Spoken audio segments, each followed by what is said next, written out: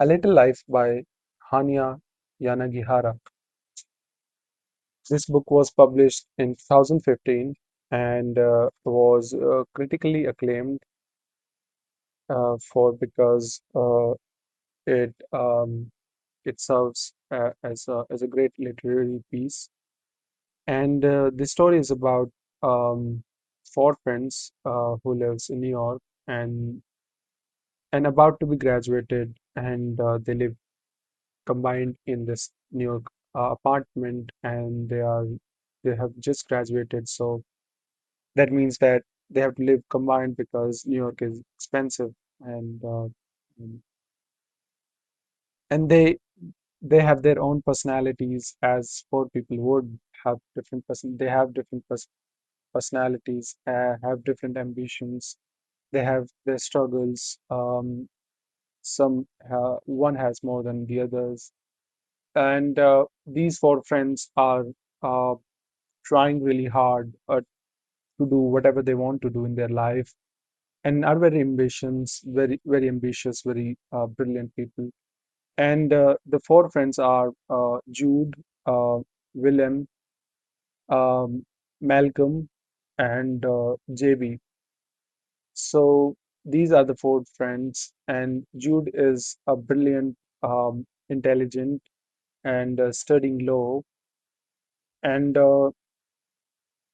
he is also physically. I mean, he's physically not very able to do things on his own, and he walks with a cane, so he has problem with the legs, and so he always in more or less in the pain always, but he somehow um, has masked it in a way that it doesn't appear that he is in a lot of pain. Uh, Actually, initially that is also the case, that we think that is something not bigger part of the novel. Maybe he will get over it. Maybe, that's the kind of thing we generally assume. And this other, you know, friend Willem, who is pursuing acting, and he wants to be a good actor and keeps getting failed at auditions. And but he's somebody who doesn't give up, and so he's very persever. He has perseverance, and he's tenacious. He knows to get something he needs to work on himself and maybe get better, and hopefully he will get. So he's very optimistic. That's good for him. And then the other friend is JB, who is this artist and wants to create things. Wants to capture the life and whatever that is, and try to convert everything and whatever he could as an artist to get into aesthetic, you know, because he's an artist. He wants to be famous, and he's also very ambitious. Then there's other person called Malcolm, and Malcolm um, comes from you know a wealthy family, but he's also ambitious, and he wants to be an architect, but he's not much, but it's a little bit laid back, you can say. Uh, uh, but he's definitely get a little bit uh, envious of other. I mean, not not exactly hate or anything, but he gets a little bit envious of other people. So he's also that kind of person. But these are four friends who are in both uh, wind and sunlight are together. So more or less they forms this, a great dynamic. But the that's the story begins, and the one thing that we are introduced, that's kind of like a like a pain that reader, as is introduced to these characters.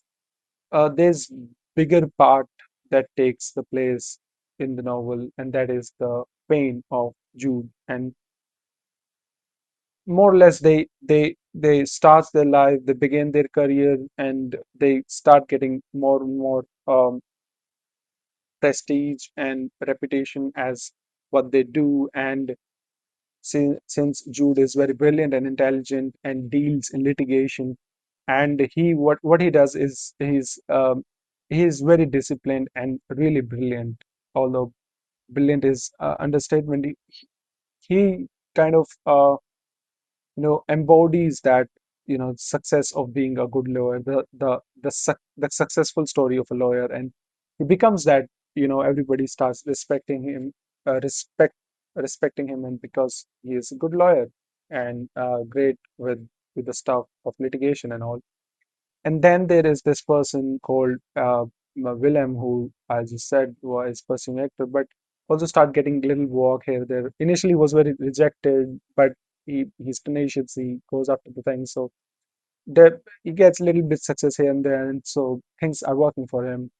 And the JB also, the artist friend also, start doing something in arts and gets some work here and there and succeed.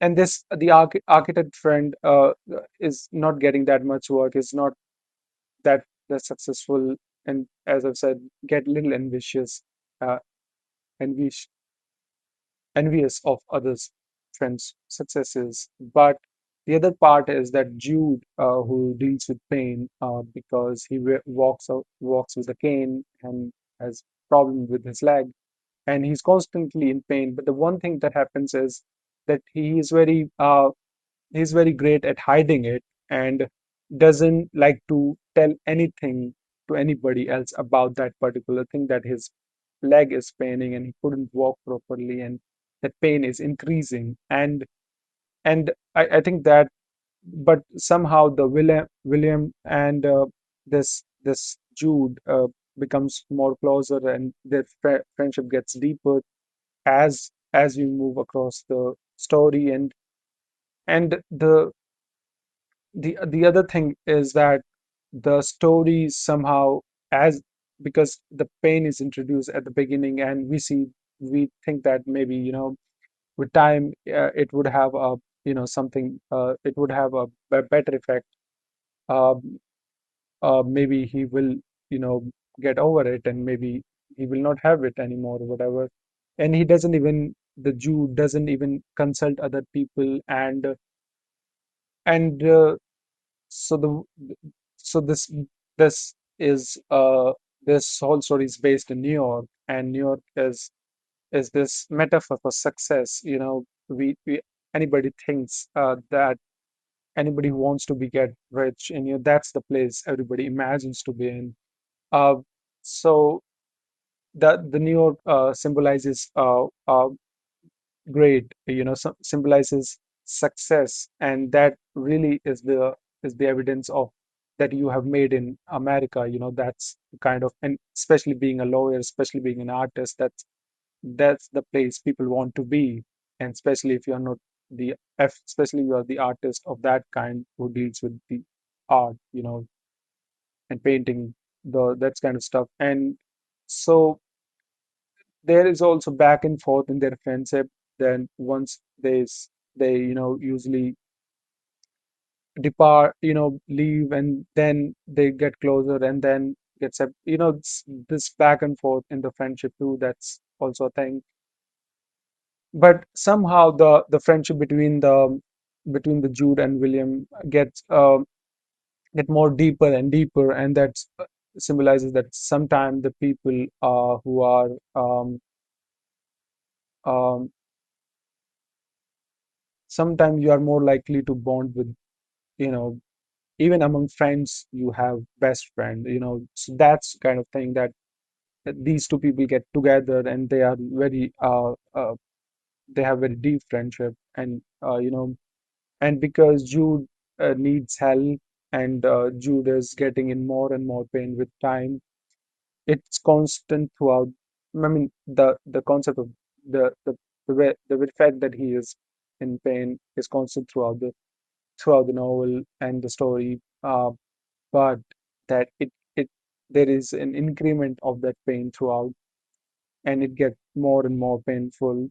And so this is that's generally the story, and that we we we get to the end, and there's not much change there. But the other friend left, and these two friends are together, and they have they live together in this apartment that their friend uh, JB has designed. Uh, Not JB, Malcolm has designed because he's an architect. He has designed uh, um, this apartment for these two friends, who is also their friend.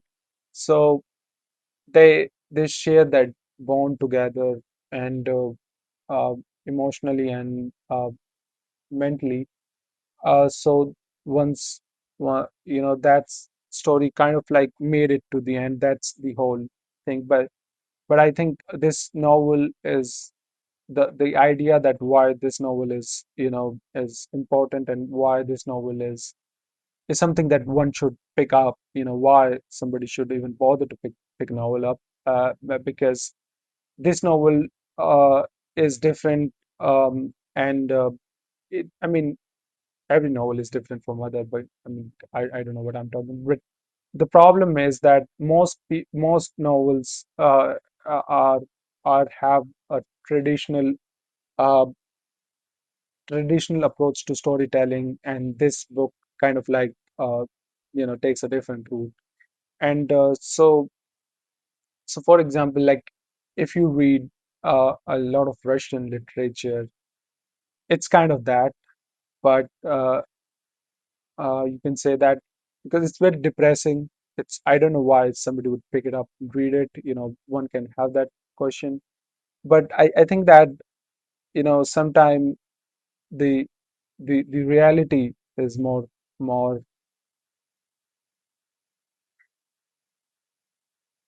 you would like to be more familiar with the reality than the fantasy, because that's the point of the novel. Why would you pick this book up? Because you would like to be more touch with the reality than fantasy, because that's you are more closer to reality. And when you don't read this book, you are like, I'm good and fine. But when you read the book, you are like more closer to it, and you start justifying the why this novel is necessary in a way, uh, to the people who somehow deals and read a lot of literature. And even if you don't, so it's and don't let the length of this novel terrify you, because I'm assuring you, once you have this, because we see these things around us, and we have everything that you take for a friendship to to flourish. And even if everything is looks right, uh, it isn't right. And so I think that the insight I have from the book is that it debunks traditional healing arcs. Generally novels and story have these healing arcs that with time everything gets better. If somebody is poor, then at the end of the story, the person is rich, or rich enough to not be poor, or the state they were in. And if somebody was stupid, they become intelligent. Like it's not that. It's traditionally it debunks that healing arts the generally the books have. And this story, the other insight that I have with the book about the book is that if that the friendship is the substitution, can be a substitution of a family, because this person, the Jude, has a trauma from past, and he's not likely to tell anybody about that trauma, because sometimes somebody is so terrified of their past that it somehow feels very strange even to talk to somebody, and even to people who you think you have some kind of connection with. And that the past trauma is so deep, and also the physical pain that the person has, they become microcosm of pessimism, and they start doing things that are, because So if somebody is suffering from anything, they should visit a doctor, talk to somebody, and maybe a health counselor, and somebody. You need to get the thing out of your. But this person is not kind of like takes this approach because of the past trauma and whatever he has been through. He's not likely to get it out of him. So it's that, and uh, the narration of the story embodies her pain. You know, the narration of the story is embodying her pain with time, and the narration, the pain of her, the pain of him. Actually, I'm sorry, the pain of him, the pain of his becomes the narration of the story, which is astounding. As a writer, you cannot think about that, because how somebody's characteristic becomes the narration of the story. And it happens in case of Jude, that initially we are introduced to four friends, and it, her properties and characters start taking over the story, although not in the major impact, but it more or less is the pivot of the story. And then success is portrayed in this novel as morally irrelevant. That even if you have the massive status and the success and the reputation, you are not likely to be, and your life is not likely to get any better if you are dealing with those. If you have trauma in the past, it's not likely to go away. It's the old saying that success doesn't heal uh, all the wounds. And I think that's the one thing. The other thing that I was thinking about is that time is forever stuck there. It doesn't get any better. Um, uh, we think that maybe we are hoping for a happy ending, or uh, maybe maybe maybe it we could figure something out. So that's also the thing. And the other thing is the masculinity in this novel is quietly deconstructed. That this idea that uh, you know you know it's that it doesn't work, because the character of the Jude, he suffers, and he's very very vulnerable.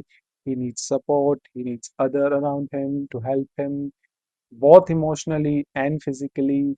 So I thought that it was something important to the writer, that I don't know whether that was a voluntarily move to do so, but it somehow deconstruct masculinity.